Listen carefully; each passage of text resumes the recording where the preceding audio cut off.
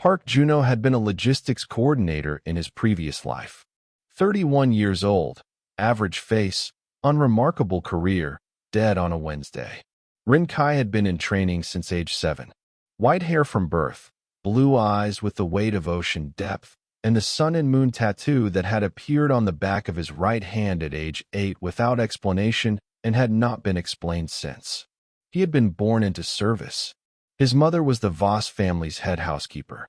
His father was their senior security consultant, which in the Voss family's vocabulary meant something considerably more serious than it sounded. The Voss family were a cultivation noble house in a world where cultivation power and corporate wealth had merged into a single establishment, and they operated accordingly. Their household staff were not civilians. By age 10, Ren Kai could identify 47 spirit herbs by scent in the dark, could prepare a 7-course cultivation support meal for 12 with 3 different chi affinities, could calibrate a formation array for residential defense in 14 minutes.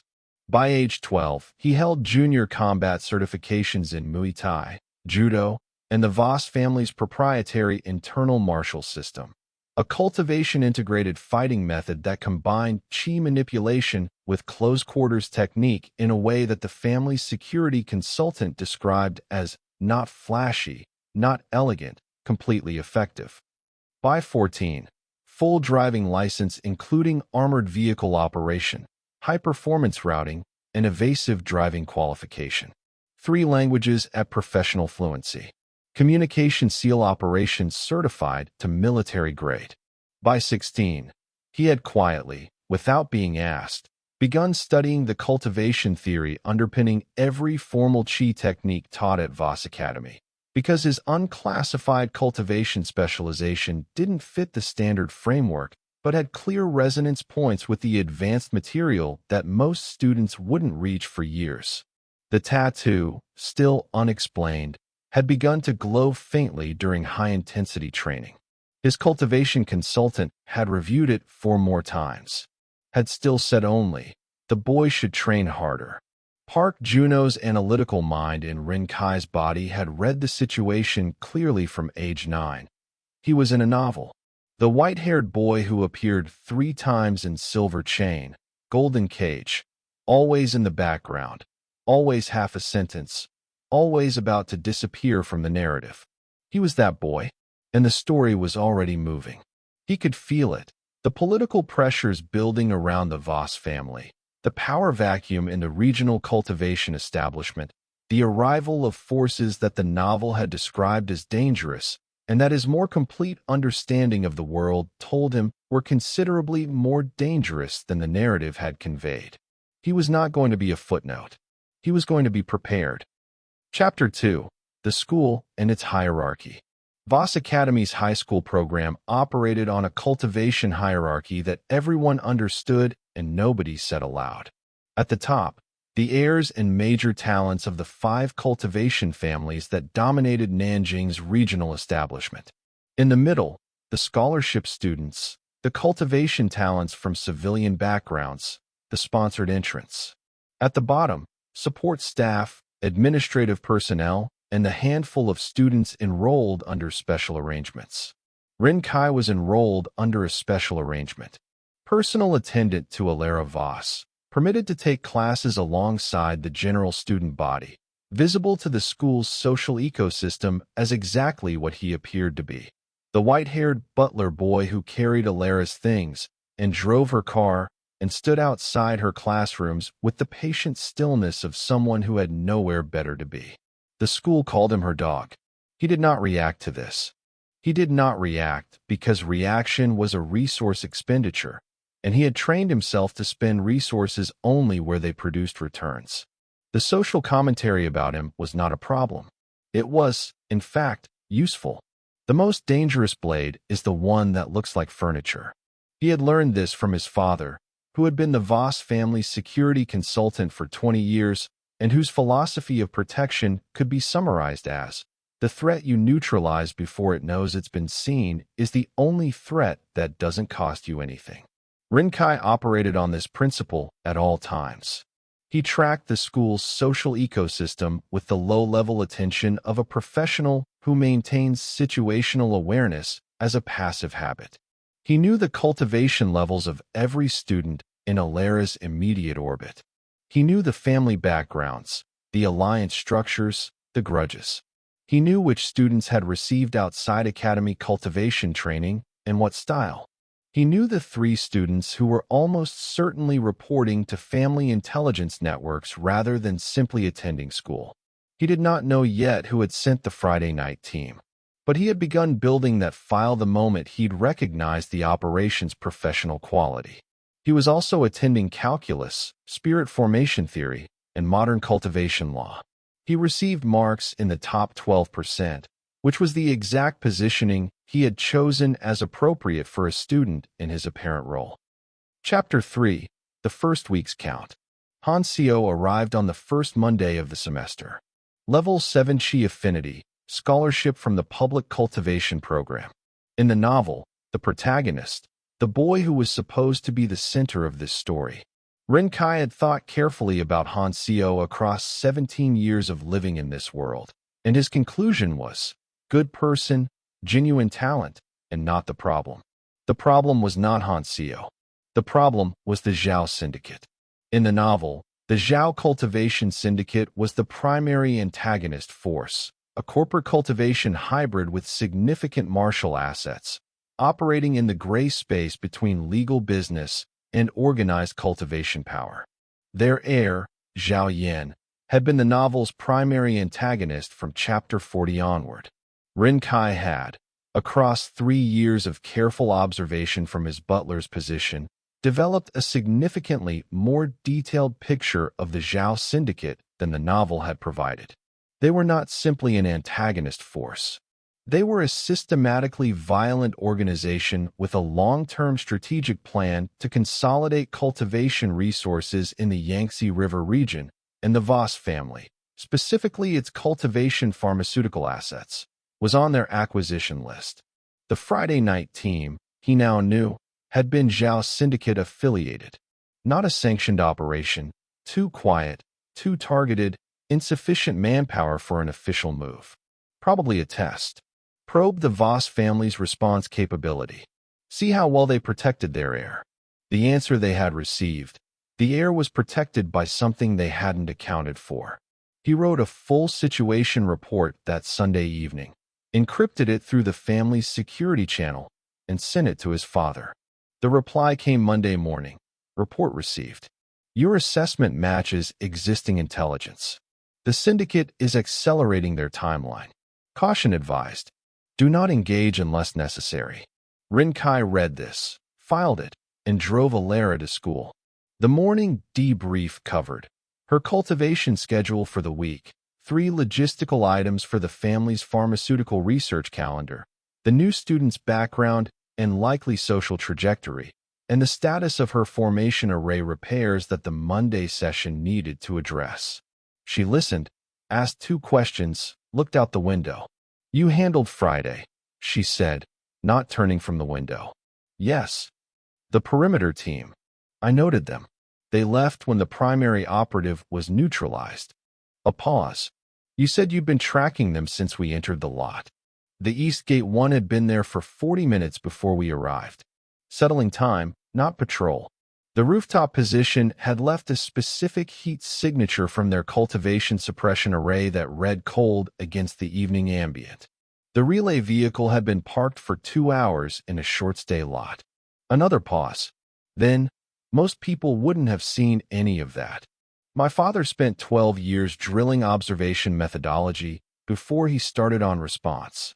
He pulled into the academy's gate. I had good teachers. She turned from the window and looked at him for a moment with the gray eyes, evaluating, as always, but with a quality he couldn't fully read beneath the evaluation. Who sent them, she said. I have a working hypothesis, he said. I'll confirm before I bring it to you. She held his eyes for one more second. Then she reached for the door handle. He was already coming around to open it. Don't take too long, she said, and walked into school. Chapter 4. The Shape of What's Coming. 3 weeks into the semester, Ren Kai had confirmed it.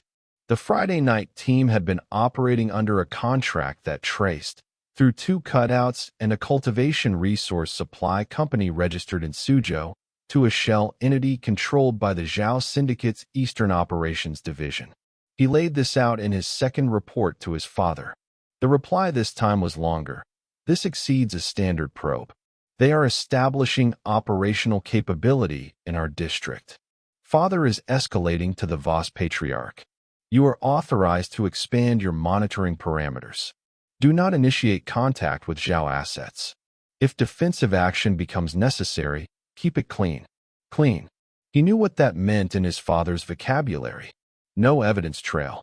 No witnesses who could be questioned. No patterns that could be reverse-engineered into his capability profile. He was fine with that. He had been trained in clean. Meanwhile, the school continued. Han Seo settled into the excellence cohort with the natural ease of someone who was genuinely good and knew it without being arrogant about it. Elara received him with the precise neutrality she gave to everything she hadn't yet assessed. The school's social machinery began constructing its narratives. The dog commentary started in the second week. Ren Kai let it run. The dog narrative was useful. It made him very small in the school's imagination, which was exactly where he wanted to be while the Zhao Syndicate was sharpening their next move. He used the 3 weeks productively. His rooftop practice sessions, 45 minutes, pre-dawn, before the estate woke up, had become something he protected with the same priority he gave to Elara's service schedule.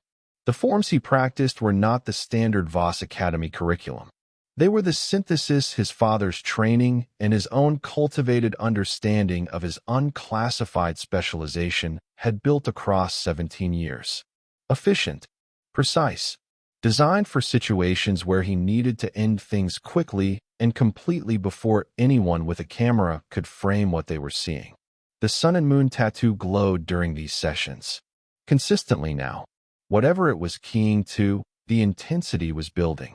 He also began, quietly, building relationships in the school, not for social comfort, for operational coverage. A practitioner with no allies in their environment was a practitioner with blind spots, and blind spots got principals killed. The first person he cultivated was the school's groundskeeper, an older man named Chun who had worked at Voss Academy for 19 years and knew the campus's physical geography. Every access point, every maintenance corridor, every blind spot in the security array better than the administration did. He was not a cultivator. He was enormously useful. The second was a third year named Shun Lian, who was sharp and well-connected and whose social network covered terrain that Shin's did not. He didn't recruit her. He simply had 3 substantive conversations that demonstrated he was more interesting than the dog narrative suggested, and her intelligence did the rest. She started paying attention to things he might find useful and mentioning them, not because he asked, but because she had recalibrated and decided he was worth the information investment. The third was Yi Jaiwen, second year, cultivation theory track.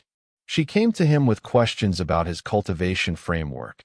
The unclassified specialization had apparently become visible in the practical sessions in ways he hadn't fully controlled for. He answered her questions with calculated partial honesty. She was too analytically capable to deceive, and deception of intelligent people created more problems than the truth. He gave her enough to satisfy the genuine inquiry, while leaving the operational dimensions undisclosed. She had, he noted, an exceptional grasp of formation theory. He filed this as potentially relevant. Part 2. The First Fight. Chapter 5. The Recruitment Attempt. It happened on a Tuesday, at the indoor cultivation training facility that the academy shared between cohorts in the afternoon hours. Ren Kai was there because Elara had an extended session with her cultivation instructor, and he had 40 minutes. He used the private practice room, the one at the end of the corridor that had poor lighting and was therefore usually empty, and ran through the second sequence of his internal forms. He became aware of the audience 7 minutes in. 3 people, not students. The chi signatures were too mature, the cultivation base too settled for high schoolers. They had entered through the staff access corridor, which meant either legitimate credentials or compromised entry. He filed the second option as more likely and continued his forms without adjustment, because adjusting told them he'd noticed. He finished the sequence. Turned. 3 men. Late 20s, early 30s. Cultivation gear that was civilian legal but had the specific quality of professional wear, the kind of garments that incorporated defensive arrays in the fabric without announcing it. One of them, the center figure, had a cultivation base that Ren Kai assessed at Stage 4 Foundation, significantly above the level of anyone who should be here on a student facility visit. Ren Kai, the center man said. He smiled with the specific quality of someone who has decided the situation is under their control. We have a proposal. Ren Kai stood with his practice sword held in the carry position and said nothing.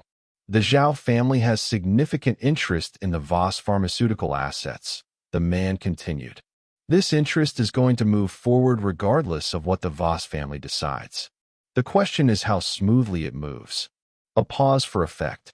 You're a capable asset in an inconvenient position, dedicated to a house that's going to lose. We're offering you a better arrangement. Who authorized this approach? Ren Kai said. That's not. I'm asking because it matters for what happens next. His voice was the same quiet tone it always was. If this is a sanctioned Zhao Syndicate operation, then you're authorized to offer me something, and I'm authorized to formally decline, and we both leave and report to our respective chains. If this is unsanctioned, someone inside the syndicate running a side operation, then the situation is different. The 3 men exchanged looks. The center man's smile adjusted. You're very calm for someone being recruited by. I'm calm because I've been tracking the 3 of you since you came through the staff corridor 12 minutes ago, Ren Kai said. And because the 2 in the right and left positions are covering the only exit, which means this was always going to be a coercion rather than a genuine offer. Which means unsanctioned. Which means, he paused, messy. The left man moved first. Cultivators generally did, because their chi acceleration training made them confident about the speed advantage. He was fast. Stage 3 Foundation, chi-hardened body, reaching for Ren Kai's collar with a hand that could crush concrete. The practice sword was already moving. Not a strike, a redirect. He caught the incoming wrist at the exact angle that used the man's own momentum as the engine, sent him into the wall to his right, and was facing the center man before the first one hit the plaster. The center man, Stage 4, came with genuine intent. He opened with a chi compression technique, a shock wave at short range, the kind of thing that worked very well against opponents who were standing still. Ren Kai was not standing still. He had already closed the distance to inside the technique's effective radius, which the center man had not expected, and the tattoo on the back of his right hand lit up, the sun pattern flaring gold against the low lighting, as he drove the base of his palm into the center man's sternum with a strike that carried every bit of his internal cultivation behind it. Stage 4 Foundation was a significant cultivation level. The palm strike sent him backward 4 meters. He hit the opposite wall and stayed there. The third man, he had hung back, watching, reassessing, pulled a formation seal. This was more serious. A combat formation seal could project a localized attack array that was considerably more dangerous than any individual technique. Don't, Ren Kai said. The third man hesitated. I know what that seal is. I know the counterformation for it. What I don't know yet is how hard I need to hit you to stop you from using it. So I'll probably overshoot. A pause. Don't. The third man looked at his companions, one against the wall, barely conscious, one on the floor, wrist at an uncomfortable angle, and made the intelligent decision. He put the seal away. Ren Kai stepped back to the center of the room and picked up his practice sword from where he'd set it.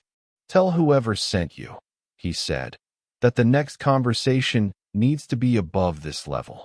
I'm not going to keep having it at the staff access level. He looked at the center man, who was bleeding from the nose and gradually returning to functional awareness. And tell them the butler counted every asset they have in the district. He left the practice room and went to wait for Elara's session to end. He noted, in his operational file, first direct approach by Zhao assets.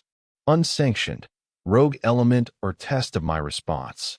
Capability assessment provided to them involuntarily. Timeline likely accelerating. Then he noted, right palm strike left a sun pattern burn on the center man's jacket. Tattoo integrated into the technique without deliberate channeling. This needs investigation. Chapter 6. What the School Missed. The cultivation practice room incident produced no school-visible consequences. The three men left the facility. Ren Kai filed a full report with his father. The Academy's security administration received an anonymous tip that the staff access corridor had a compromised entry point, which was fixed within 48 hours. Nothing connected to Ren Kai publicly. The school continued to see the quiet, white-haired butler, 2 steps behind, carrying things, waiting outside classrooms. He let them keep seeing that. What was changing under the school's social surface? The 3 people he had identified as worth cultivating were becoming more useful. Xinlian, through her extensive social network, had flagged 2 things in the past week that he'd cross-referenced with his own observations and found significant. An unfamiliar vehicle pattern near the Academy's east perimeter, and a conversation she'd overheard between 2 third-years with Zhao family connections that included a phrase, "The timelines moved up," that matched the operational shift he was tracking. Yi Jiawen had, without being asked, produced an analysis of the Academy's formation array grid that was precisely what he needed for a defensive planning update. She had done it as a class project. It was, he noted, extraordinarily good work. And Su Yena, a first-year he'd encountered in the rooftop training space, had been quietly useful in a way he hadn't expected. She had cultivation instincts that were far above her experience level, and she had the particular quality of someone who was very good at being unnoticed. He had begun, carefully, sharing some of his technical form corrections with her, and she had absorbed them with a speed that suggested she would be genuinely valuable in a few years. He was, in the way that his father had always described as the most important part of a security consultant's job, building his network before he needed it. Meanwhile, Elara's protection had a specific new dimension. He had recalibrated her daily route to the Academy. 3 alternative routes, rotated on a schedule that was not predictable from outside the vehicle. Her after-school activity timing had been adjusted by small, random increments that broke the pattern that the Friday night team had exploited. Her formation array had been repaired. He had done this himself, at 4 a.m. on a Saturday, while the estate was sleeping, to close the south-facing gap that the probe team had been observing. She had not commented on the route changes. She had reviewed the formation array repair and said, "You used the 7th layer reinforcement method. That's a senior family formation technique." "My mother taught me," he said. "Your mother is a housekeeper." "My mother was, before she joined the Voss household, a formation specialist for the Nanjing Defense Bureau." He checked his mirrors. "She is also an excellent housekeeper." Elara had been quiet for a long moment after that, filing and recalibrating, the way she always processed new information. Chapter 7. Zhao Yan. He met Zhao Yan on a Friday. Not in secret. Not in a back corridor. At the Academy's front gate, in the full social visibility of the after-school crowd, Zhao Yan was simply there, leaning against a vehicle with the particular ease of someone who is never uncertain about their welcome, because they have never had reason to be. He was 20 years old, the Zhao Syndicate's heir and most prominent combat cultivator. Level 9 Shi affinity, the highest in his generation in the region, a fact that was well known and frequently mentioned in cultivation assessment contexts. He was tall, sharp-featured, with the physical ease of a body that had been refined by years of serious cultivation combat training. He wore civilian clothes that fit with the quality of things that were very expensive without announcing it. He was also, Ren Kai assessed in the first 3 seconds, significantly more dangerous in person than the intelligence file had suggested. The intelligence file had noted, Stage 5 Foundation, Advanced Cultivation Combat Training, known specialty in pressure force chi techniques. What the file had not captured was the quality of stillness he carried. The specific stillness of someone who has been in enough genuine danger to have burned away all the performance from their physical presence. What was left was pure readiness. No wasted expression, no social posturing. He was simply there, in the full weight of his capability, wearing a pleasant face over it. He was there for Elara. Ren Kai positioned himself as he always was, 2 steps behind her, carrying her school bag, invisible to anyone who wasn't looking specifically for him. Zhao Yin looked specifically for him. Elara Voss, he said, stepping forward with the easy charm of someone who had been told they were charming enough times that they now believed it as a fact rather than an effort. It's been a while. Elara stopped. Her composure was flawless, as always. Zhao Yin, this isn't a planned meeting. No, I was in the area. He smiled. I wanted to discuss the partnership proposal. In person, rather than through the official channels. Less formal. My family's response to the partnership proposal was submitted through official channels for a reason, Elara said. The reason is that it's the appropriate mechanism. Elara.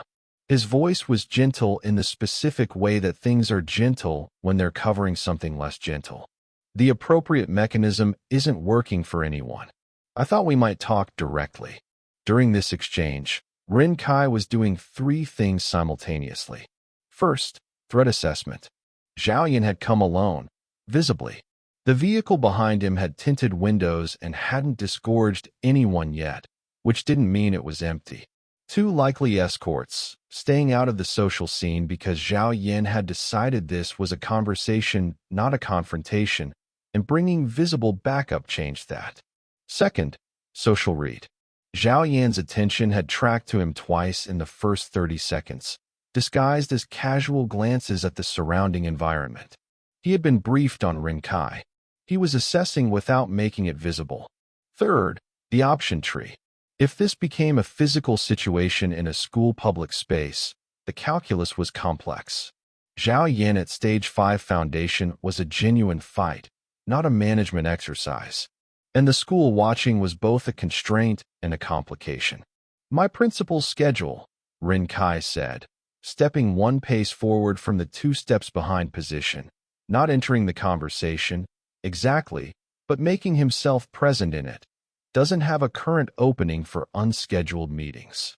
If you'd like to arrange a formal meeting through the appropriate channels, I can check availability. Zhao Yin turned to look at him. The full look, not the assessment disguised as something else. He looked at Ren Kai for approximately 5 seconds with the specific quality of someone recalibrating what they see. The butler speaks, he said. Pleasantly. The butler is also the scheduling coordinator, Ren Kai said. Same quiet tone, same complete absence of defensiveness. And the driver, and several other things. It's a comprehensive role. Zhao Yan's eyes dropped, briefly, to the tattoo on Ren Kai's right hand. Then back to his face. What's your name? He said. Ren Kai. A pause. I've heard the name recently. Something shifted in his expression, not the charming social surface, but something underneath it. Reassessment. You're the one who sent my people back with a message. I sent them back with a message, Ren Kai agreed. The school crowd around them had, gradually, noticed that something was happening. Not the full dynamic. They didn't have the context, but the quality of the standoff was visible. 2 of them, looking at each other across the space of a conversation that wasn't a normal conversation. I think, Zhao Yin said, and he was speaking to Ren Kai now rather than to Elara, with the specific attention of someone who has identified the actual variable in the situation, that we should have a separate conversation. You and I. If that conversation would be useful, Ren Kai said, schedule it through the appropriate channels. Zhao Yin looked at him for one more moment. Then he smiled. The real one, this time, which was considerably colder than the charming version, and turned back to Elara. I'll be in touch through official channels, he said. Elara. He walked back to his vehicle. It pulled away. Ren Kai stepped back to the 2 steps behind position. Elara turned slightly. Not all the way. She was not the kind of person who turned all the way for things she was going to address in private. The message you sent his people, she said quietly, is now a problem. It was always going to be a problem, he said. It just would have been a different kind of problem. The kind without a message. She said nothing to this. They walked to their car. Inside the vehicle, with the doors closed and the privacy glass up, she said, "How serious?" Zhao Yin personally coming to assess the situation means it's moved from a probe phase to an active planning phase, he said. They've established that the Voss family's protection has an unknown variable. They need to understand the variable before they move. I estimate 2 to 3 weeks before their next significant action. What kind of action? Unknown. Could be another attempt at direct contact with you. More serious than a grab. Possibly a genuine negotiation using leverage. Could be something targeting the family's business rather than you personally. He pulled out of the lot and began the first alternative route. Or Zhao Yin decides he wants to assess me directly, which is a different kind of problem. He's stage 5 foundation, she said. Yes. You're officially unclassified. Yes. A pause. Ren Kai. Yes. Are you strong enough to fight him? He was quiet for a moment. The honest answer was complicated, because his cultivation specialization didn't map cleanly to the standard framework, and because the tattoo had done something in the practice room that he didn't yet fully understand, and because the truest answer required admitting things he hadn't fully admitted to himself. I don't know, he said. I know I'm not weak enough to lose the way he expects. Elara turned to look at him. He kept his eyes on the road. That's not nothing, she said finally. No, he agreed. It's not. Part 3. The Tournament. Chapter 8. The Inter-Academy Cultivation Games. The announcement came on a Monday. Voss Academy would host the Autumn Regional Inter-Academy Cultivation Games in 3 weeks. The games were a biennial competition between the cultivation academies of the Yangtze River region, 12 schools, 340 student participants, individual and team events across combat, formation theory, and practical cultivation application. They were legitimate enough that the cultivation establishment took them seriously as talent identification events, and social enough that they were also the regional ecosystem's most important opportunity for political positioning.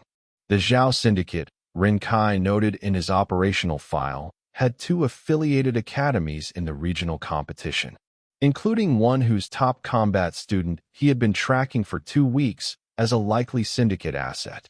He made a decision. The games included an open individual combat bracket, nominally for students in the top half of their cohort's cultivation assessment, but with an open enrollment clause that allowed any registered student to enter with their instructor's sign-off. Most support staff and attendant students didn't enter. They were background, like he was background. He went to Senior Instructor Cho's office on Tuesday morning and requested the sign-off. Instructor Cho looked at him across the desk for a long moment. He had, since the cultivation practical incident where Ren Kai had broken a stage 3 student's formation in 43 seconds, been looking at him with the particular expression of someone who has found something they want to understand but don't have enough data yet. The open bracket, Cho said. Yes. You're registered as a support student. Your official cultivation classification is unclassified specialization, Ren Kai said, which is still a classification and still qualifies for open enrollment under Section 4 of the game's regulations. A pause. Your practical session result was notable, Cho said carefully. But the open bracket includes foundation stage cultivators. Some of them will be stage 3 or 4. I'm aware. Another pause. Why? Ren Kai considered how much to say. Because the games will include participants who are not purely here for academic competition, he said. And because I would prefer to have a legitimate presence in the bracket rather than an ad hoc one if something irregular occurs. Cho looked at him. Then he picked up his pen and signed the form. Chapter 9. Reactions. The bracket announcement was public. Ren Kai's name appeared on it alongside 112 other students. The reaction in the excellence cohort was, for approximately 6 hours, confusion. Then it became entertainment. The butler entered the combat bracket. The commentary was familiar, an extension of the dog narrative, reframed. He's going to embarrass himself. He's going to embarrass her. Several students privately found it sad, in the specific way high school students find things sad when they've decided someone is beneath their tier. Elara found out from the bracket announcement itself. She said nothing to him that day. In the car the following morning, at the start of the debrief, she said, "The combat bracket." "Yes. You should have told me." "I should have," he agreed. "I didn't because the decision needed to be made before you could reasonably object to it." A pause that had a specific quality. The quality of someone choosing between the thing they want to say first and the thing they need to say first. "What's the operational rationale?" He told her. The Zhao-affiliated schools, the student assets he'd been tracking, the legitimate bracket positioning. She listened without interrupting, which was the specific Elara version of taking something seriously. "You're using the games as cover," she said when he finished. "I'm using the games as positioning. If something happens during the games, I need to be in a place where my response is officially sanctioned rather than improvised. And you're going to fight. People will assume I'll lose in the first round and stop paying attention to me. That's also useful." Another pause. "What's your actual level?" He pulled into the academy gate. "I don't know how to answer that in standard framework terms," he said honestly. "My cultivation doesn't progress through the standard stages. It progresses through," he paused, searching for the right word, "accumulation and application." "The tattoo." Another pause. "The tattoo is part of something I don't fully understand yet. But whatever it is, it's been building for 2 years." She looked at him. He looked at the road. "You've been hiding it," she said. "I've been being appropriate about it," he said. A butler's capability should not be more visible than his principles. That's basic service hierarchy. "That's," Elara said, with the specific precision she used on things she'd classified, "genuinely the most annoying answer you have ever given me." He almost smiled. "Probably." Chapter 10, First Round. The games opened on a Saturday with the full formal ceremony. Representative cultivators from each school, the Regional Cultivation Association's Oversight Committee, the parents and family networks who attended, because talent identification events were also networking events for the cultivation establishment. Zhao Yin was in the audience. He was there as a Zhao family observer, too old for student competition, here officially to represent the family's interest in the regional talent ecosystem. He sat in the family section and watched with the quality of someone who had come to see something specific. Ren Kai's first bracket opponent was a Stage 2 Foundation student from Lingyan Academy. Solid cultivation base, good technique, the kind of well-rounded training that public cultivation schools produced in their better programs. He was not a Zhao asset. He was simply a student who had trained hard and was here to compete. The match lasted 90 seconds. Not because Ren Kai was careless, because he had made a specific decision about how this match should look. He took 2 hits, genuine hits, Foundation Stage 2 impacts that he absorbed with his internal cultivation and allowed to look more significant than they were, and then ended it with a technique sequence that was aggressive enough to win clearly, but not so precise as to reveal his full framework. The crowd registered it as surprisingly competent. Not, "What is this?" He moved to the next round. His second opponent was a Stage 3 Foundation student from Qingshan Cultivation Academy, one of the Zhao-affiliated schools. The student was good, proper training, battle-hardened from the syndicate-adjacent combat programs, with a technique profile that included one genuinely dangerous chi compression specialty. He was also clearly aware of who Ren Kai was. The look he gave before the match began was not the look of someone about to fight a butler. It was the look of someone who had been briefed. This match lasted 40 seconds. Not because he was showing off. Because the Stage 3 student opened with something that was not in a student's standard technique repertoire. a combat formation seal, the same class of device that the third man in the practice room had pulled, authorized for advanced practitioners, not appropriate for a school competition, which meant either the student had smuggled it in or the game's oversight had been compromised for this specific bracket. The seal activated. It projected a localized pressure wave at close range, an area denial technique that was genuinely dangerous at his distance. His response: he didn't go backward. He went through it. The tattoo lit up.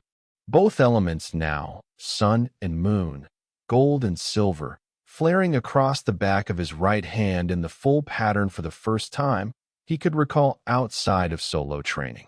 The chi coming through him was not the standard cultivation output of a student at any recognized stage. It was something else, something that went through the formation seal's projected field the way a knife goes through water, not fighting the resistance, but reforming the space it moved through. He hit the student with an open palm. Stage 3 foundation went down and did not get up. The crowd was quiet, then very loud. Chapter 11. The bracket narrows. He won his third match with efficiency, his fourth with more of the same, this time against a Stage 4 foundation student from the same Zhao-affiliated school who had clearly been watching the previous matches and had prepared accordingly. The Stage 4 student prepared for speed. Ren Kai gave him something else.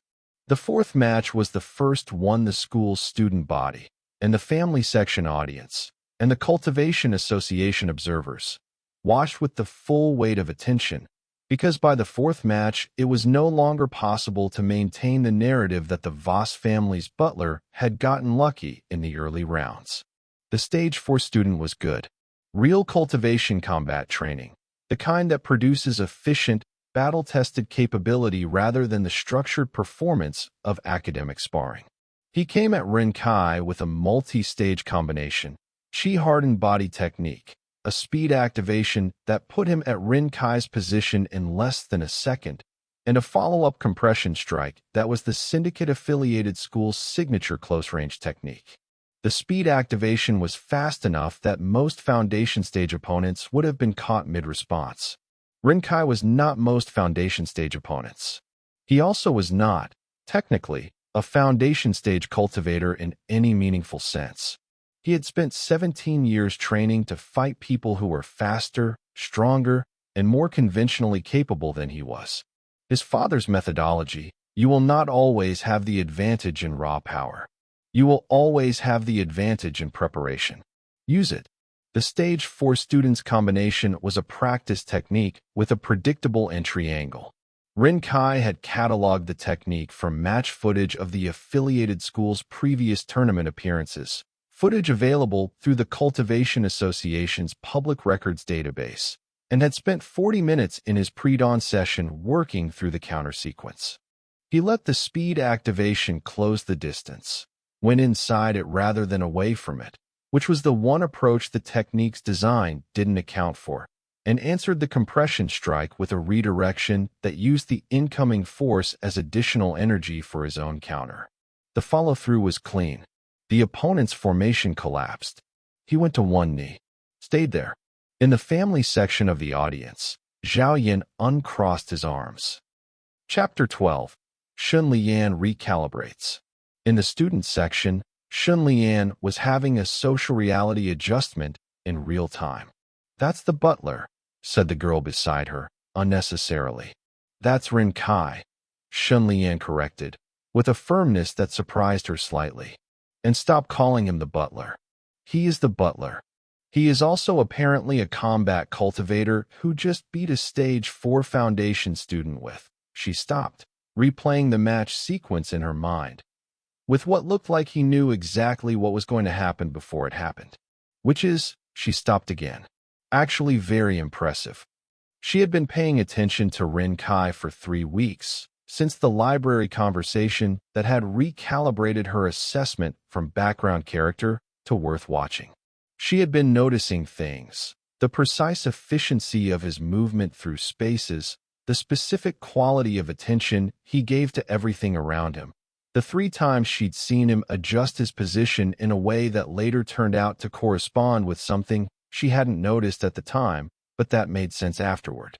She had been building a picture. The picture had just gotten considerably more detailed. Beside her, Yi Jiwen was watching the match bracket with the focused, analytical attention she gave to things she was figuring out. His cultivation output in the fourth match, Yi Jiwen said quietly, almost to herself. The interference pattern when he contacted the stage 4's formation. That's not standard framework output. What is it? Yi Jiwen was quiet for a moment, still watching. Something I'm going to need to read more about, she said. I've seen reference to it in the 7th century theory texts. Just reference. The actual framework was considered lost. A pause. Or it was considered lost. Shen Lian looked from Yi Jiwen to the competition floor, where Ren Kai was accepting the match result with the same contained stillness he brought to everything. No performance, no acknowledgement of the crowd noise, no adjustment for the fact that the audience had just collectively changed their understanding of who he was. He knew, Shen Lian said. This whole time he's been operating with information management, Yi Jiwen said. Yes. A pause. He's very good at it. That's, Shen Lian felt several things simultaneously and sorted through them. That's a little terrifying and a lot impressive. Yes, Yi Jiwen said. Both of those things. Chapter 13, Elara watches. Elara Voss watched all 4 matches from the school's reserved section. She watched with the composed stillness that was her public presence, and the internal processing speed of someone who had been recalibrating data for the past 3 weeks and was now receiving a significant new input. She had known Ren Kai since they were both children. She had watched him practice in the estate's training yard from the age of 11. In the early mornings, when she was up before dawn for her own cultivation sessions, and the window of her cultivation room looked out over the yard. She had watched the forms, precise, continuous, efficient. She had watched the practice sword trace patterns in the cold air with the economy of real training rather than exercise. She had watched and never examined what she was watching, because he was background. Service. The space between your attention and the thing you're attending to. She was examining it now. The 4th match had done something to her understanding that the previous 3 had not. The previous 3 had been impressive in the way that unexpected competence was impressive, more than I knew. The 4th match was different. The 4th match had the specific quality of watching something that had always been there become visible. The way you can stare at a picture and suddenly see the second image that was always in it. He hadn't been hiding his capability because he was ashamed of it. He hadn't been downplaying it because of insecurity. He had been managing it, deliberately, carefully, the way he managed everything, with the specific precision of someone who understood what each revealed piece of information cost and had decided that the cost was not worth it until now. He had decided it was worth it now. She reviewed what she knew about the operational situation, the Zhao Syndicate, the probe teams, the Friday night incident she hadn't asked enough about, the practice room incident she'd heard secondhand through the family security channel. She reviewed it and understood, for the first time, the logic that connected it to a butler entering a tournament combat bracket. He had made himself visible in this specific controlled context, in this specific way, for reasons that had nothing to do with personal vanity and everything to do with the Zhao assets in the bracket and the audience that included Zhao Yan. He was sending a message. Again, she sat with this in the way she sat with things that required complete restructuring of existing understanding and watched the bracket board update for the 5th round. Chapter 14. Zhao Yan moves up. The semifinal. The semifinal opponent was a student from Zhonghai Cultivation Academy, not Zhao-affiliated, simply a strong competitor, Stage 3 foundation with a defensive specialization that had taken him to the semis on pure technical proficiency. He was not a threat in the operational sense. The match went 3 minutes and 40 seconds. Clean win. The defensive specialist formation held longer than most opponents had managed, which was technically impressive. Ren Kai's breakthrough of it was precise rather than overwhelming, finding the structural weakness rather than powering through, which was both more efficient and he calculated, more useful for demonstration purposes. Demonstration purposes, because Zhao Yin was watching and Zhao Yin needed to understand something. The final bracket.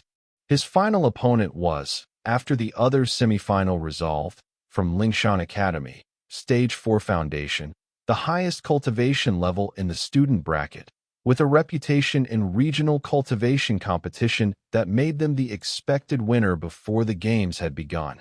They were also, according to Ren Kai's 2 weeks of preliminary research, not associated with the Zhao Syndicate in any operational sense, which meant the final was simply a fight. He appreciated this. The Lingshan student was everything the reputation said. Technically complete, cultivation combat experience beyond their formal stage, and the specific quality of a natural fighter, someone for whom the combat intuition had developed alongside the technical training rather than being grafted onto it. They opened with a combination that tested his response at 3 angles simultaneously, probing rather than committing. He matched it. The exchange lasted 20 seconds of genuine technique competition, the kind of thing that the crowd watching had enough cultivation background to appreciate, because it was 2 practitioners testing each other's framework at genuine speed rather than one landing hits on the other.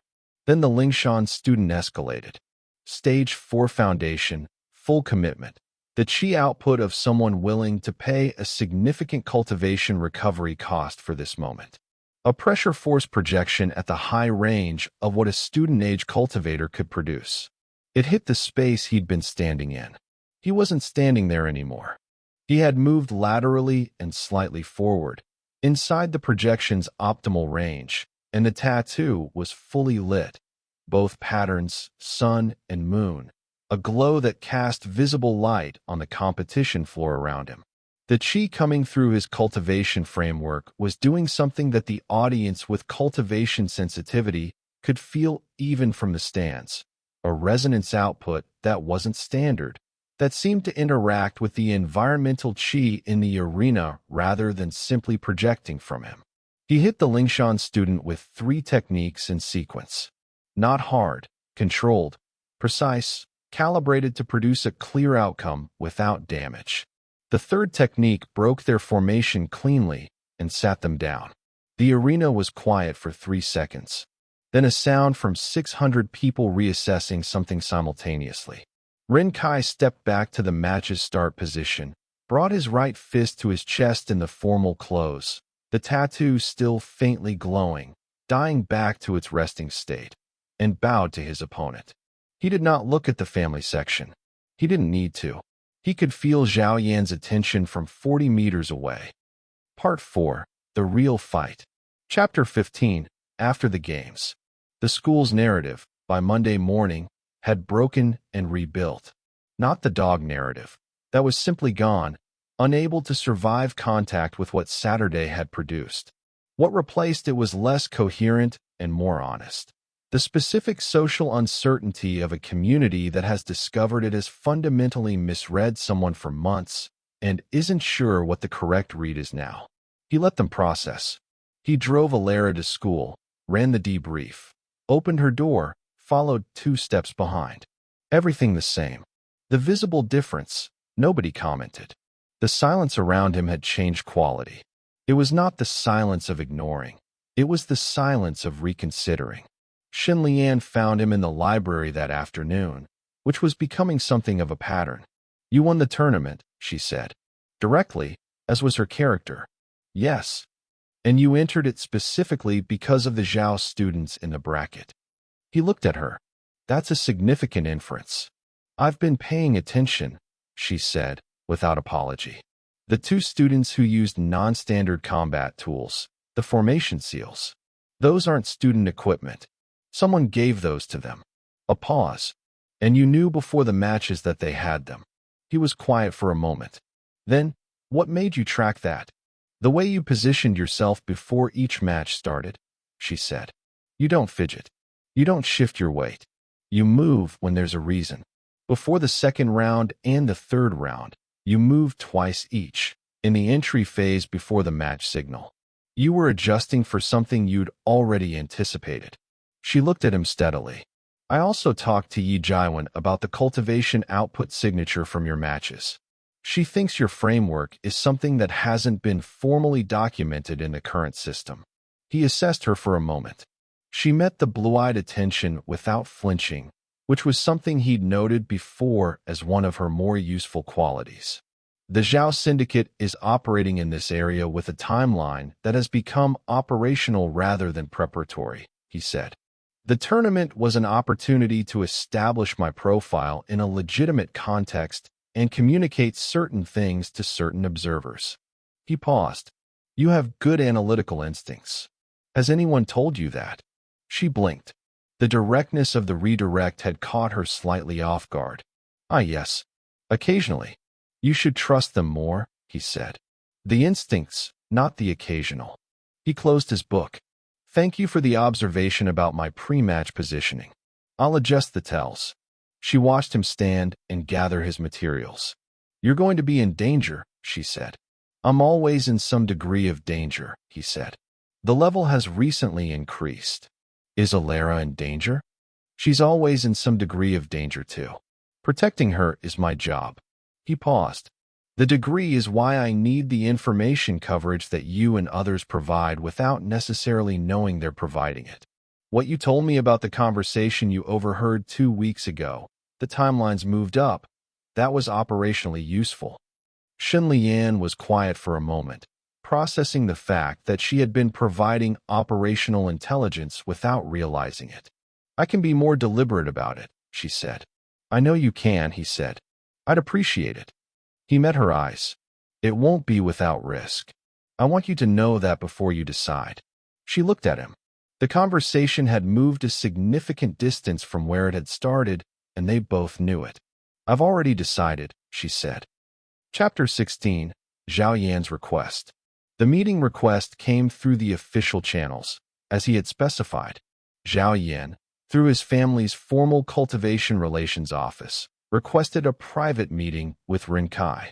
Not with the Voss family, not with the security structure, with him specifically, by name, at a location of his choosing. He was, in the specific way his father had trained him, both alert to the trap potential and genuinely curious. He cleared the meeting location, a cultivation consultation center in a commercial district, private rooms, formation isolated, which meant what happened inside stayed inside. Public enough that a major confrontation was a serious escalation. Private enough for a genuine conversation. He went on a Thursday afternoon, during a window he had cleared in his schedule and filled in Elara's calendar with a plausible administrative obligation so that the gap would not appear suspicious to anyone monitoring her movements. Zhao Yan was already there when he arrived. Alone, no visible backup, though the formation isolation made external monitoring difficult. You came, Zhao Yan said. You asked through the appropriate channel, Ren Kai said. I said that was the correct approach. He sat across the table. The consultation room was neutral. 2 chairs, a low table, formation-isolated walls that dampened chi sense at the boundary. Zhao Yan's cultivation presence was exactly as he'd assessed from a distance. Stage 5 foundation, significant and real, filling the room with the ambient weight of a practitioner at that level in a contained space. The tournament, Zhao Yan said. The tournament, Ren Kai agreed. You broke 2 of my people's formations in the 2nd and 3rd rounds. The formation seal in round 2 was supposed to be decisive. It wasn't. No. A pause. And the final, that output in the final. The resonance pattern. He studied Ren Kai with the complete attention of a practitioner who assesses threats professionally. I've seen that pattern twice in my life.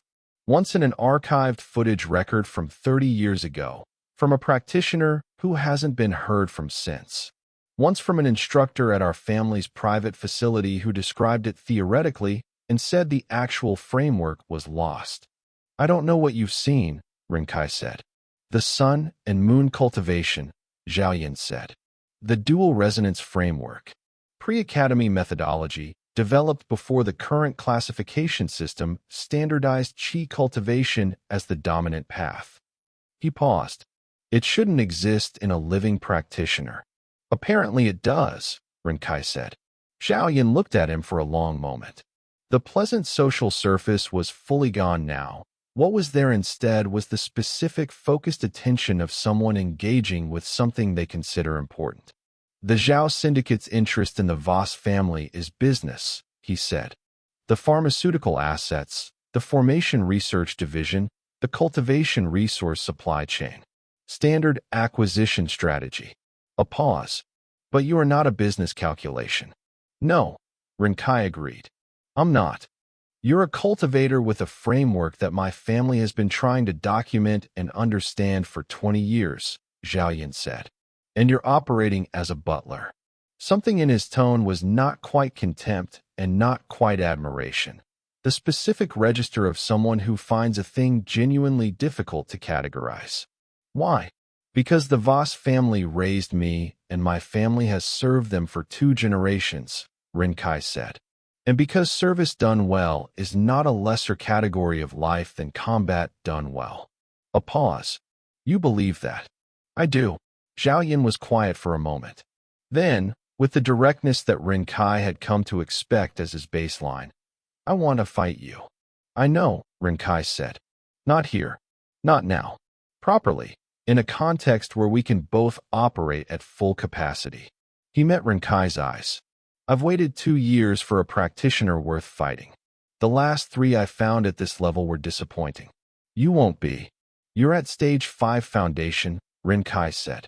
My cultivation framework doesn't translate directly to standard stages. I don't know if I'm a fair match. I've been a fair match for stage 5 for 4 years, Zhao Yan said. I'm not interested in fair. I'm interested in genuine. Ren Kai sat with this. The honest part of him, the part that had been training since age 7 and had spent 17 years building toward a capability ceiling that he still couldn't fully see, recognized something in Zhao Yan's request that wasn't only about power demonstration. It was the request of someone who was genuinely lonely at the level they'd reached, because nothing around them was adequate anymore. He understood that. The syndicate's operations against the Voss family, he said. Zhao Yan's expression didn't change. That's a separate conversation. It's not, for me, Ren Kai said. Before anything else happens between us, before the fight you want, before any other meeting, the syndicate pulls back from the Voss family's district. The probe operations, the recruiting attempts, the formation surveillance. All of it. You're negotiating. I'm stating a condition. A very long pause. Zhao Yan looked at him across the table with the full weight of his cultivation presence and his operational authority. Then, 30 days, he said. The syndicate operations hold for 30 days. After that, business continues. 60, Ren Kai said. A shorter pause. 45. Ren Kai considered. 45 days gave him time to complete the defensive preparation he needed, to consolidate the intelligence picture, to address the internal Voss family situation that had been developing alongside the syndicate threat. It was not enough time to fully resolve the strategic problem, but it was enough time to change the situation significantly. Accepted, he said. I'll agree to the fight within the 45 days. Zhao Yan looked at him for a moment. Then he nodded. Once, completely, the specific nod of someone making a commitment they intend to keep. 45 days, he said. Don't waste them. Chapter 17, The 45 Days. He used them well. The intelligence picture filled in rapidly once the syndicate pulled back their surveillance assets, because their absence made it easier to see which gaps they had been filling and therefore what they had been watching.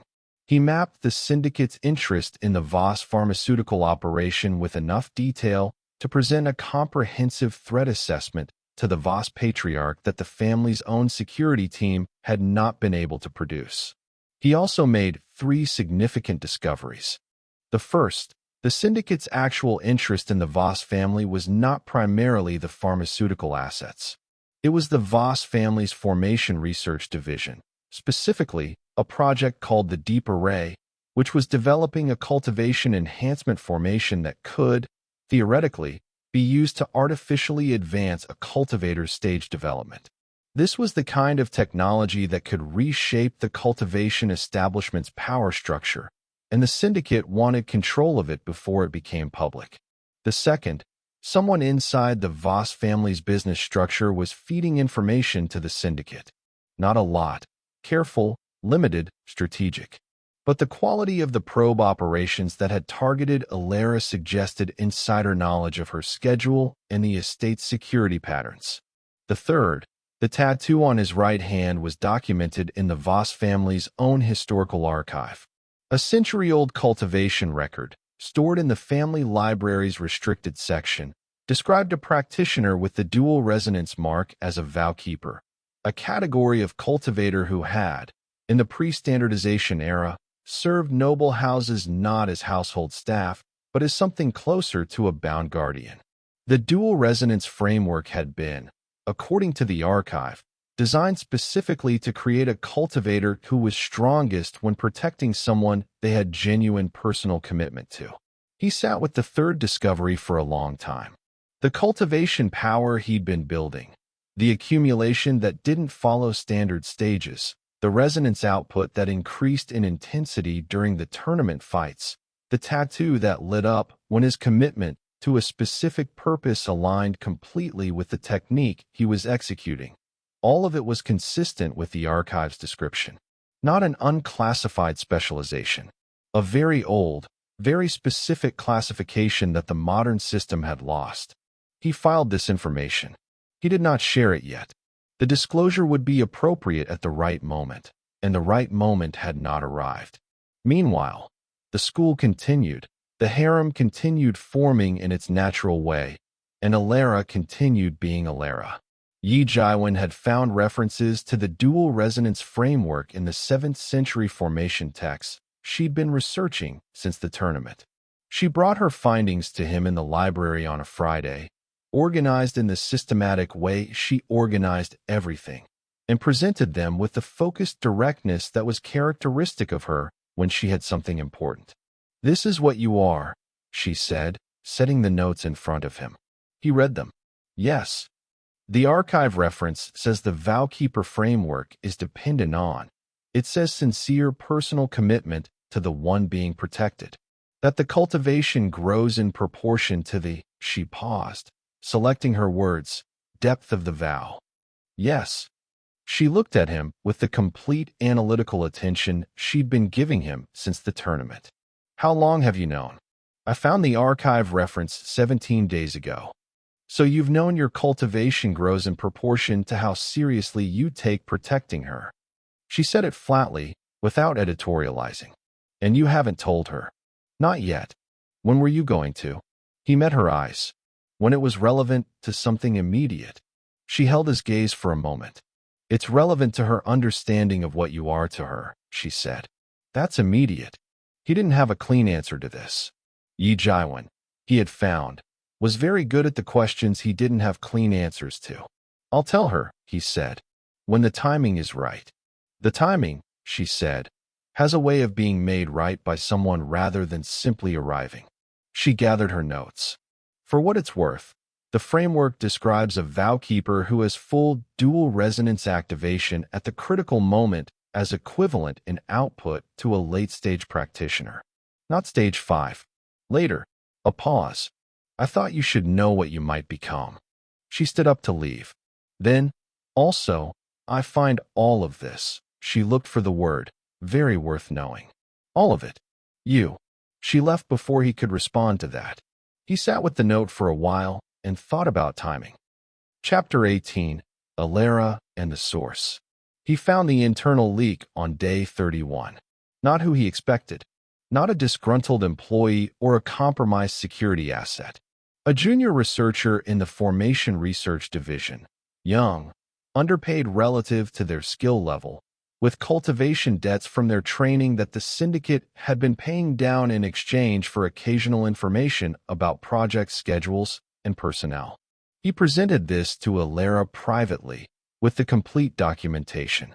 She read it carefully, set it down, looked at the table for 15 seconds, which was a long time for her. How did you find this? cross-referencing the probe timing with the information that would have been necessary to know those specific things. The leak was surgical. They weren't giving away everything, just enough to calibrate operations. That precision suggests someone who understood what they were giving away and controlled it carefully, which limits the candidate profile. He paused. The researcher has cultivation debts. I found the repayment pattern through the cultivation credit system. This will need to be handled through the family. Yes. And the researcher needs. She stopped. They're not malicious. They were in debt and scared. I know, he said. The way this gets handled matters. She looked at him. You're suggesting a path that doesn't destroy them. I'm noting that the situation has a version where the Voss family gets the information they need, the leak is sealed, and the researcher receives help with their cultivation debt through legitimate channels that removes the syndicate's leverage. That version is more expensive in the short term and produces better outcomes in the medium term. She studied him. You've already thought through the better outcome version. I've drafted it, yes. A pause, and then something in her expression that was. He noted it carefully, not the evaluating attention she gave to things she was assessing. Something more immediate than that. Something that was closer to the way she looked at things that mattered. Why, she said. Not why did he draft it. Why did he think about the researcher's situation at all, when he could have simply handed over the evidence and let the family machinery deal with the fallout? Because people who end up doing the wrong thing because they were scared and in debt are not the same as people who do the wrong thing because they want to, he said. The response to each is different, and the right response produces better outcomes. She was quiet for a long moment. Ren Kai, she said. Yes. I have been, she started. Stopped. Started again. In the specific way she started again when the first attempt had been more honest than she'd intended, and she was deciding whether the honesty was worth it. I have been consistently surprised, across the past month, by the gap between what I knew about you and what was actually true. I'm sorry, he said. The gap should have been smaller. It should have been, she agreed. But I also, another stop, another decision. I didn't look carefully enough. For 11 years, I didn't look carefully enough. He said nothing. He gave her the space. I am looking now, she said. I know, he said. The room was quiet. Outside, the Voss estate continued its evening sounds, groundskeeping machinery somewhere, the specific ambient chi-hum of the formation arrays at their evening setting. Between them, on the table, the documents that documented a betrayal and a person's desperation and the path through it. Show me the better outcome draft, she said. He pushed it across the table. She read it, asked 3 questions, revised 2 sections, and approved it. It was, he thought, the most collaborative they had been on anything, and it felt like something that should have happened earlier and would happen more from now on. Part 5, The Fight. Chapter 19, The Day Before. Day 43 of 45. He had spent the final 10 days of the window doing 2 things. Completing the defensive restructuring of the Voss family security posture that the threat assessment had required, and training. The training was different from what it had been. He had been training for 17 years with a specific goal: be capable enough to handle whatever the situation required. The goal was unchanged, but the understanding of what he was capable of had significantly expanded since the archive discovery, and the last 10 days had been about working with that understanding rather than around it. The dual resonance framework, he now understood, did not produce power through accumulation in the way standard cultivation did. It produced power through commitment, the specific, genuine, complete commitment to the purpose of the vow. A vow keeper who was fully committed, whose cultivation had matured past a certain threshold, operated at a level that the standard stage framework didn't adequately describe. He didn't know if he was past that threshold. He was about to find out. He had told Elara about the archive discovery on day 38. He had sat across from her in the library on a Friday evening and told her everything. The Vowkeeper classification, the dual resonance framework, the way his cultivation grew in proportion to the depth of his commitment to protecting her. She had listened without interrupting. When he finished, she was quiet for a long time. Then she said, "The cultivation. It grows because of how serious you are about protecting me." "Yes. How serious are you?" He held her eyes. "Completely," he said. "Have been, for as long as I can remember." She sat with this for a long time. Long enough that the library's automated lighting shifted from the working hour setting to the late evening setting. Long enough that the city outside moved through that specific transition from evening to night. She started. Stopped. "I don't know what to do with that." "You don't have to do anything with it," he said. "It's true regardless of what you do with it." Ren Kai. Her voice was even and precise, as always, and underneath both of those things was something that she was working very hard to compose correctly. "The things you've been doing, the Friday night incident, the tournament, the leak investigation, the defensive restructuring. All of it. Yes. That was all.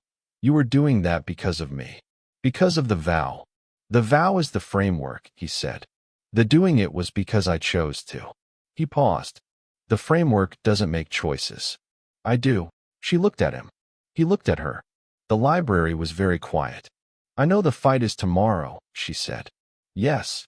"Zhao Yin is Stage 5 Foundation." "Yes." "And she stopped. "You don't know exactly what you are." "I have a better idea than I did 40 days ago." She held his eyes for one more moment.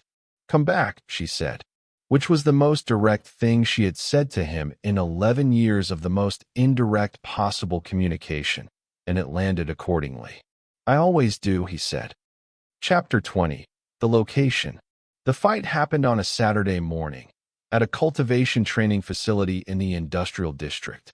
Privately booked, formation isolated, no audience except for two of Zhao Yan's people at the perimeter who were there to maintain the isolation rather than to watch. And Shun Lian and Yi Jiwen, who had found out through the specific information network that formed around people who pay attention, and who had come without being told to and positioned themselves at the facility's exterior with the complete stubbornness of people who have decided they will be present. He noted this when he arrived and made no effort to send them away. Zhao Yan was already inside. He was warming up with the specific efficiency of someone for whom combat preparation was a serious practice rather than a ritual. He looked, in the training room's morning light, exactly what he was, a practitioner at the peak of the foundation stage, built for combat, fully prepared for what he'd agreed to. "Butler," he said. "Zhao Yan," Ren Kai said. 45 days. "Anything change?" "Several things," Ren Kai said. "The Voss family has been made aware of the syndicate's interest in the Deep Array project. The internal information leak has been addressed. The defensive posture has been restructured." He set his bag down and removed his jacket. "If the syndicate moves against the Voss family after today, they'll be moving against a fully informed and properly defended target. The calculation changes." Zhao Yin watched this with the specific attention of someone processing multiple dimensions of a statement simultaneously. "You've been busy." "I'm a butler," Ren Kai said. "I'm always busy." He checked the tattoo. Resting state. The faint lines of sun and moon, silver and gold, visible against the back of his right hand in the morning light. "The dual resonance mark," Zhao Yin said. "You've been researching." "For 45 days, yes." He was looking at the tattoo with the specific weight of someone who has read a great deal about something and is now standing in front of the real thing. The Vowkeeper Framework. Pre-standardization. I found 3 references. One in a Zhao family historical archive, one in the Cultivation Association's restricted records, one in a private document that cost me significant political capital to access. A pause. The references disagree on the upper threshold of the framework's output. The most conservative estimate puts a fully committed Vowkeeper at late Foundation equivalent. The most generous puts it, he stopped. Higher than Stage 5, Ren Kai said. Higher than Stage 5, Zhao Yin confirmed. He studied him. "You don't know which is correct." "No, neither do I." For the first time in any of their interactions, something that wasn't performance moved through Zhao Yan's expression. something genuine, the specific eagerness of a practitioner who has found something they've been looking for. That's why this is interesting. Ready? Ren Kai said. Been ready, Zhao Yin said. Chapter 21, The Real Thing. Zhao Yin did not warm up slowly. He came with intent from the opening second, a full-pressure commitment technique that released his Stage 5 cultivation base at immediate operational intensity. It hit the room like a physical event. The ambient qi in the training space compressed and redirected under his output, formation arrays in the walls flickering in response. 5 stages of foundation cultivation was enough that most people in its radius felt it as a physical pressure against their skin. Ren Kai felt it and stepped forward into it.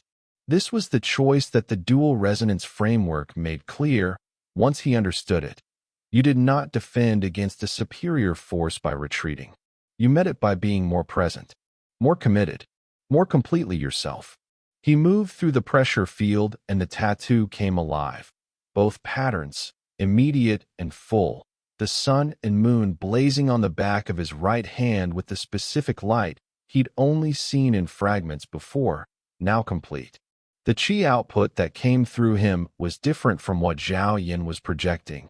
Not a single powerful stream, but a resonance. 2 frequencies, complementary, one solar and one lunar, producing interference patterns that compounded rather than simply added. Their first exchange lasted 4 seconds. Both of them moved at the operational speed of their respective frameworks, hit each other's defenses, and separated. Zhao Yin's formation had held. So had Ren Kai's. The Zhao heir looked at his right arm, where the contact had occurred, with the specific expression of someone recalibrating an estimate. The resonance output, he said. It's not standard qi projection. No, Ren Kai agreed. It goes through the formation rather than hitting it. It finds the frequency of the formation and interacts with it at that frequency, Ren Kai said.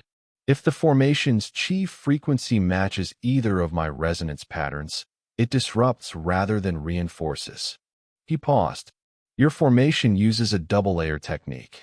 The outer layer's qi frequency matches the solar pattern.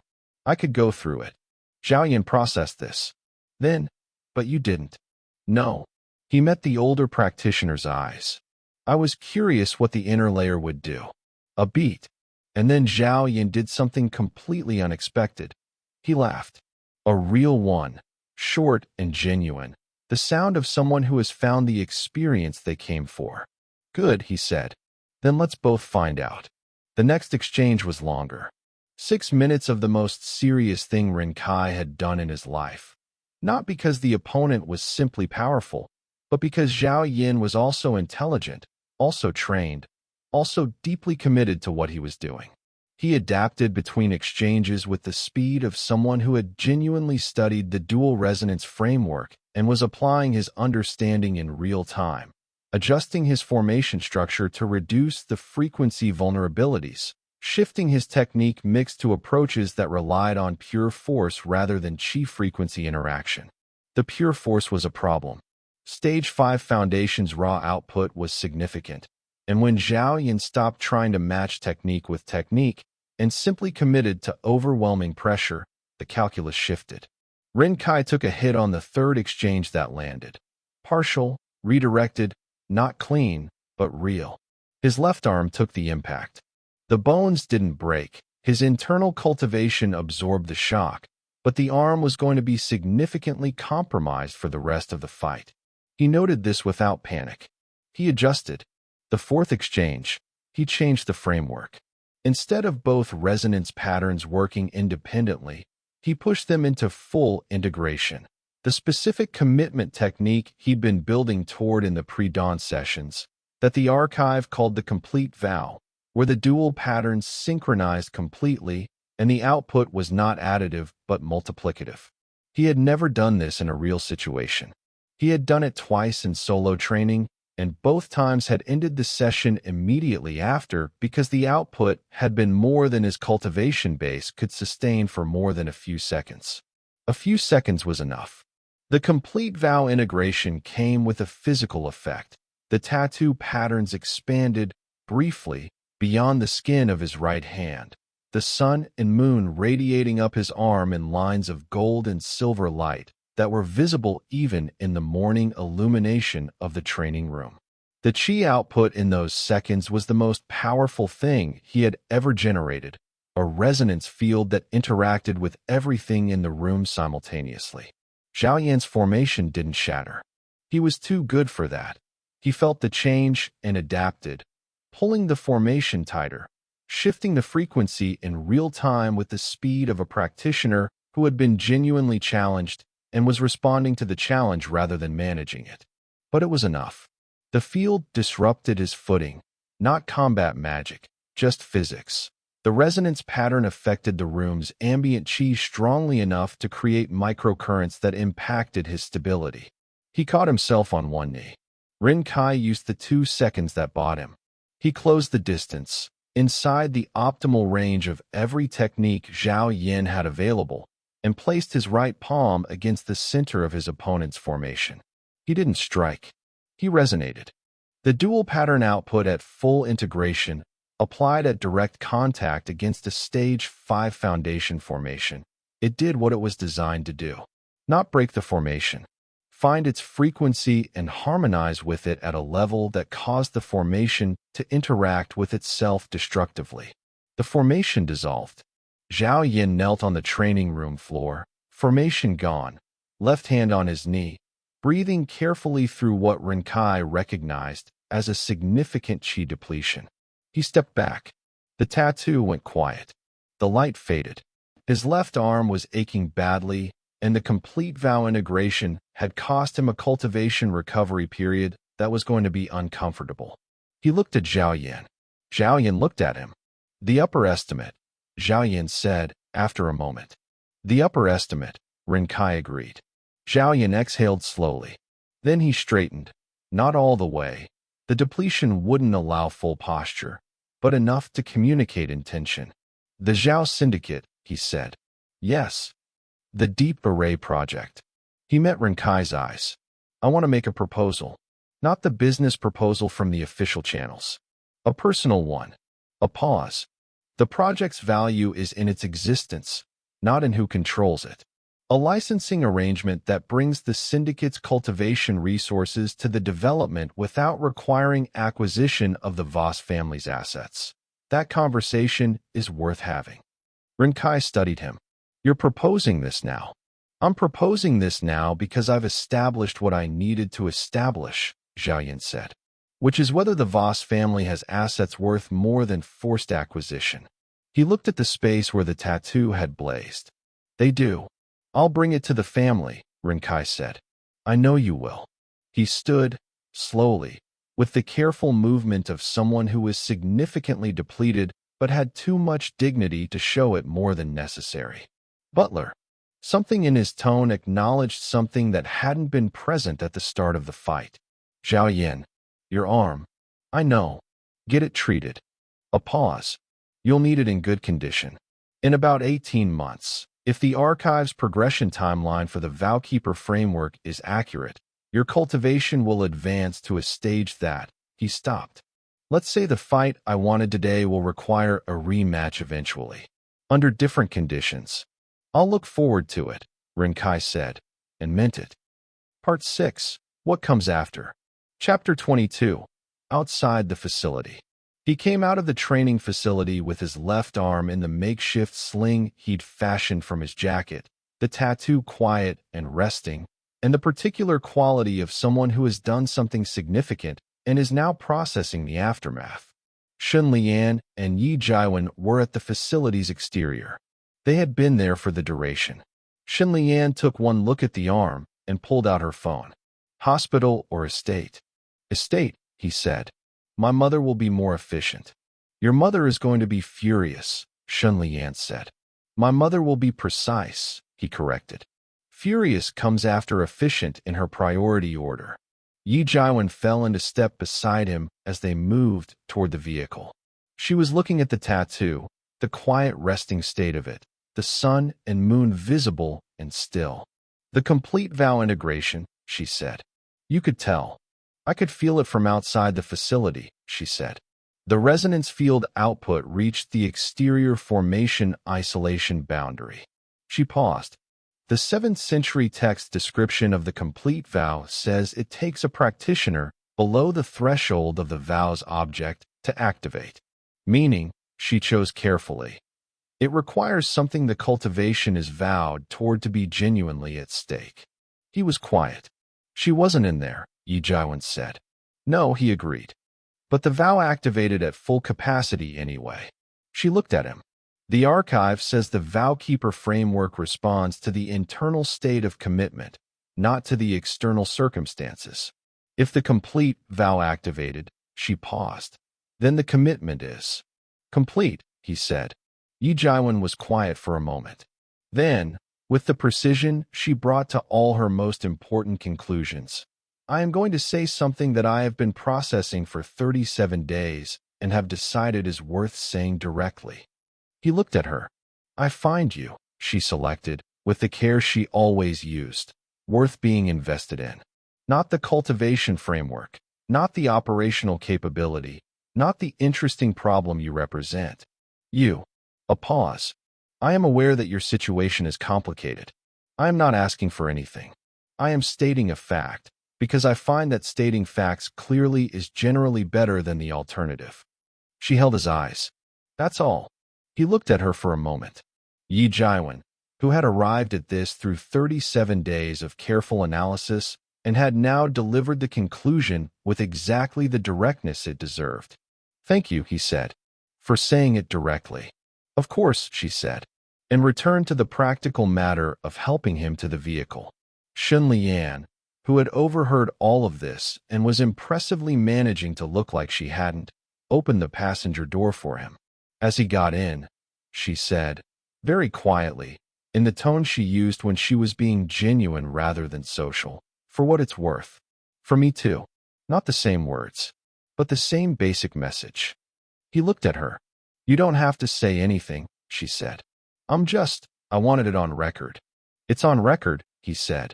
She got in the back. Yi Jiwen drove, because he couldn't with one arm, and because Yi Jiwen had the calm, precise quality of someone who drives well without needing to announce it. He sat in the passenger seat and felt, along with the ache in his arm and the deep cultivation fatigue that the complete vow integration had produced, something that was not a clean single feeling but a combination of things that together amounted to. He was not alone in this. He had not been alone in this for a while. He had been building a network, and the network had become, without exactly meaning to, something that also supported him. He thought about Elara. Come back. Let's go to the estate, he said. Chapter 23, The Return. His mother assessed the arm in 4 minutes, declared it a significant impact injury with no fractures, administered the cultivation recovery protocol with the efficient precision that characterized everything she did, and looked at him for approximately 2 seconds with an expression that said everything the furious phase was going to contain without saying any of it. Rest for the remainder of today, she said. My schedule. I have covered it, she said. Rest. He rested. He sat in the recovery room on the estate's ground floor and did the specific kind of nothing that was actually the cultivation recovery settling process. The deep, structured quiet that helped the framework reintegrate after a major output event. Elara found him at approximately 2 in the afternoon. She came in and sat down across from him with the particular composed directness that she brought to things she'd decided. She looked at the arm, at the tattoo, which was still in resting state, but which she'd clearly heard about from his mother, at his face, which he kept as settled as he could manage. Your arm, she said. Recovering. My mother's protocol. Zhao Yin. We established a new baseline, he said. The operational situation has changed. He's proposing a licensing arrangement for the Deep Array project rather than forced acquisition. It goes to your father through official channels. That's the operational outcome, she said. Yes. I'm asking about, she started. Stopped. I'm asking about you. Specifically. He looked at her. She held his eyes with the gray-eyed directness that she used for things she decided were worth looking at directly. "I'm fine," he said. "The arm is the significant injury.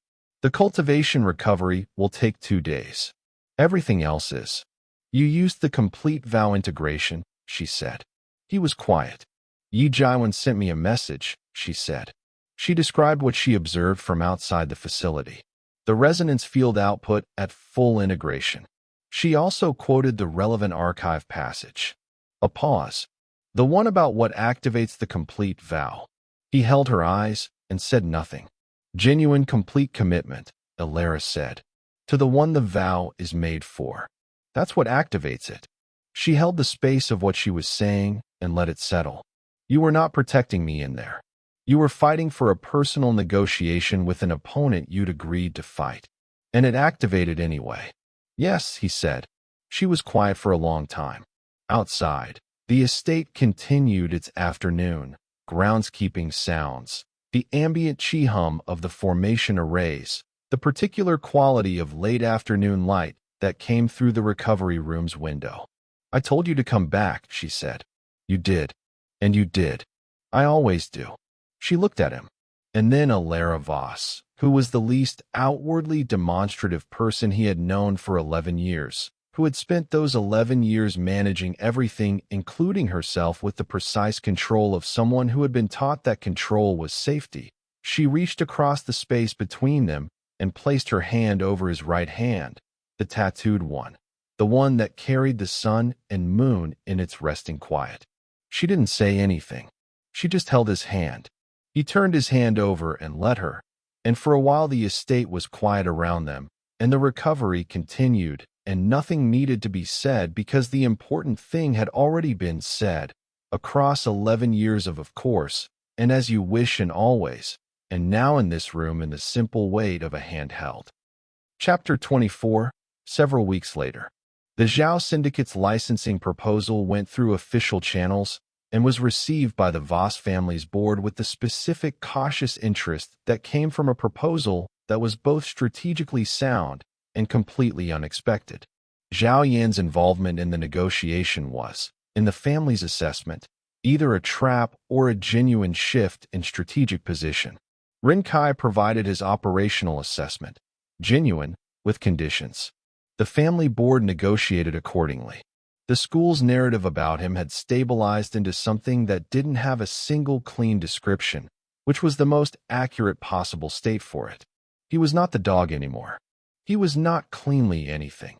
He was the white-haired butler who had won the tournament's combat bracket, who drove Elara Voss to school every morning and apparently also sometimes prevented threats to her that the school only learned about secondhand, and who had the specific quality of presence that made people pay attention without being able to say exactly why. He drove Elara to school. He ran the debrief. He opened the door. And in the evenings, on Fridays, he was in the library. Yi Jaiwan brought formation theory questions every Friday, real ones, and they worked through them with the focused attention they both brought to things that mattered. She had progressed from student to collaborator in the specific way that people who are genuinely intelligent progress when they find someone willing to take their intelligence seriously. The research she was developing, a formal paper on dual resonance framework integration and its implications for formation theory, was genuinely significant work. Shen Lian came to the library on Tuesdays with information from her network that she had become deliberate about sharing, and with the spirit herb tea that she had brought consistently enough that it was now simply a thing that happened. She was not subtle about what she was doing or why. He appreciated this, because pretending not to understand things that were clear was a kind of dishonesty he tried not to practice. Su Yena was on the rooftop on Thursdays. Her cultivation had advanced 2 stages in 3 months with the specific combination of natural instinct and correct technical foundation that genuine talent produces when it has the right input. She was going to be, he had concluded, very good indeed. And Elara, the hand in the recovery room, had not been mentioned again. This was characteristic of her.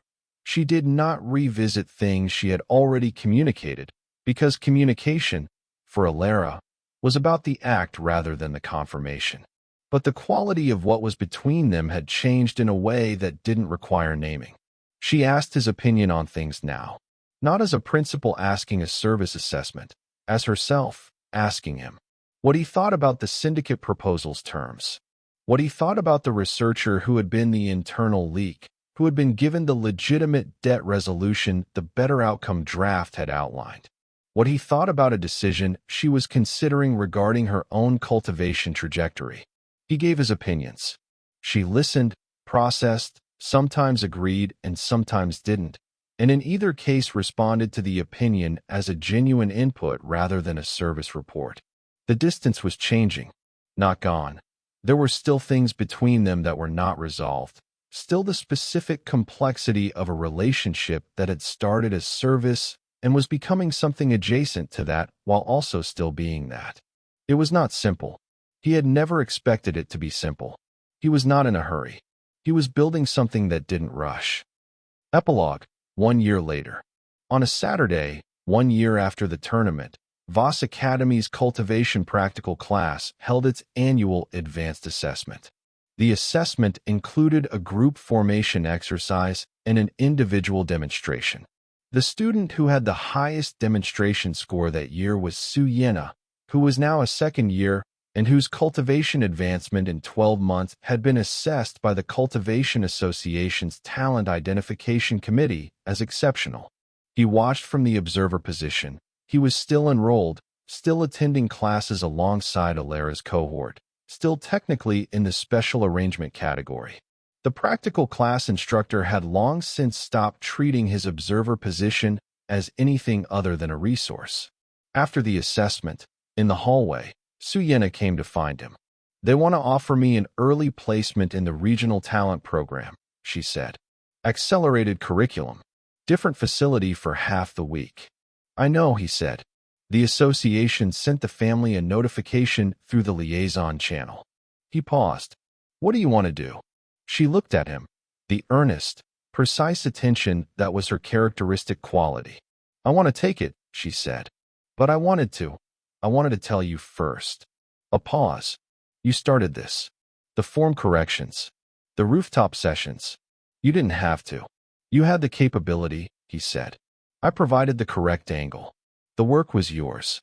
Still, she held his eyes with the specific directness that she'd developed, he thought, in part from spending time with people who were direct. "Thank you. Properly. Go take the placement," he said. "You've earned it."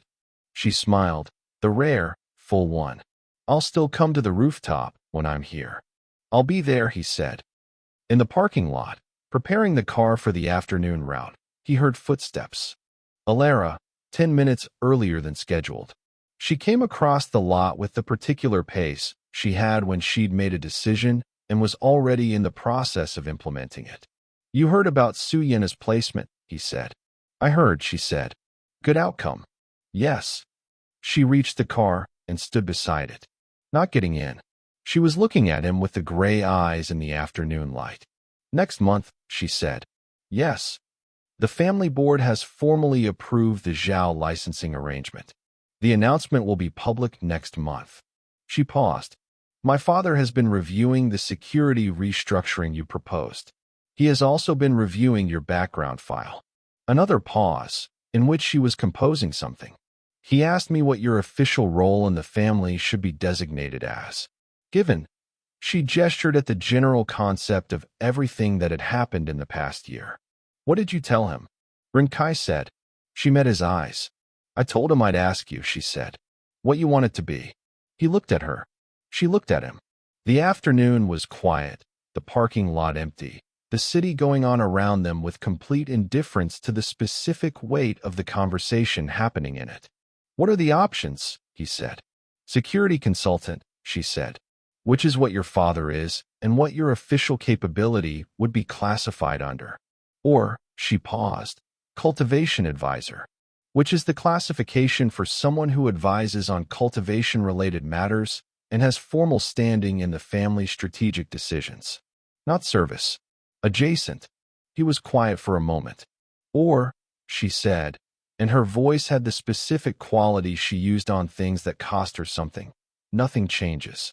On paper, your official classification stays as personal attendant. Because she stopped. Because the role itself doesn't need to change. What changes is what we both understand the role to mean. He looked at her for a long moment. The third option, he said. She held very still for a second. Why? Because I'm your butler, he said. And I'm good at it. And I'm also the person who fought Zhao Yin and won and did the threat assessment and runs the intelligence network and writes the better outcome drafts. And I can be all of those things inside the same role if the role is held by someone who understands what it means. He held her eyes. And you understand what it means. I do, she said. Then nothing needs to change on paper, he said. Things have already changed where it matters. She looked at him for one more moment. Then she turned and looked at the car door. He came around and opened it. She got in. He closed it and went to the driver's side. Elara, he said. Yes. The afternoon route. I know the route, she said.